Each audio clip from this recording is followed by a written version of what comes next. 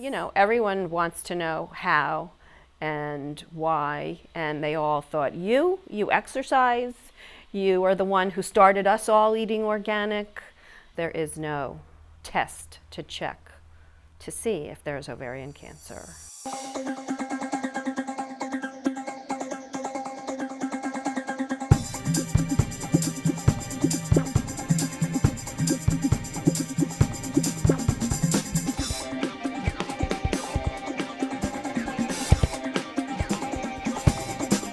When my oldest daughter was 10, I had genetic testing for 114 different mutations, and they all came back normal.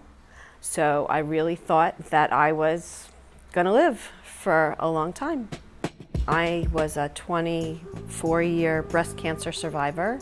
I was diagnosed with breast cancer a week before my 25th birthday and had a mastectomy and went through chemo and lived my life as any young cancer survivor would. I got married. I had children, which they didn't think I would be able to have. Then one night, I woke up in the middle of the night to go to the bathroom, just like I normally would, and nothing would come out. It felt blocked, kind of like it did when I was pregnant.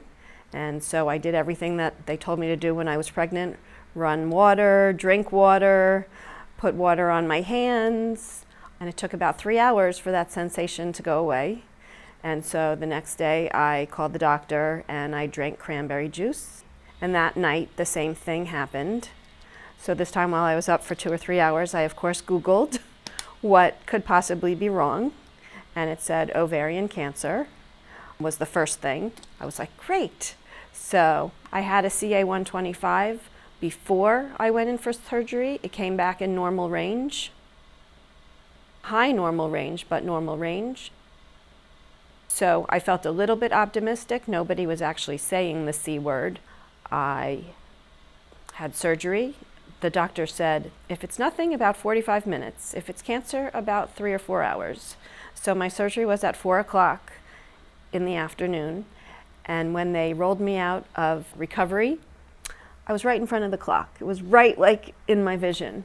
And it was 8:15. And I just looked and I'm like, shoot. I'm a very driven, determined, stubborn person. And so I just was like, this is not a good time. I have 2 young daughters and I have to beat this. I luckily was diagnosed with stage 1C, which is pretty rare. So I felt lucky that, you know, at least I got it early. And I just wanted to make it through the day. It was hard.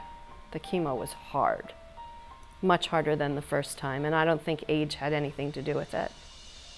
After I had my last scan on February 7th, when they said, you know, it had worked, I talked to my doctors and I said, you know, it doesn't make sense that I've had 2 cancers before I was 50, even though I've had genetic testing. Something weird was going on.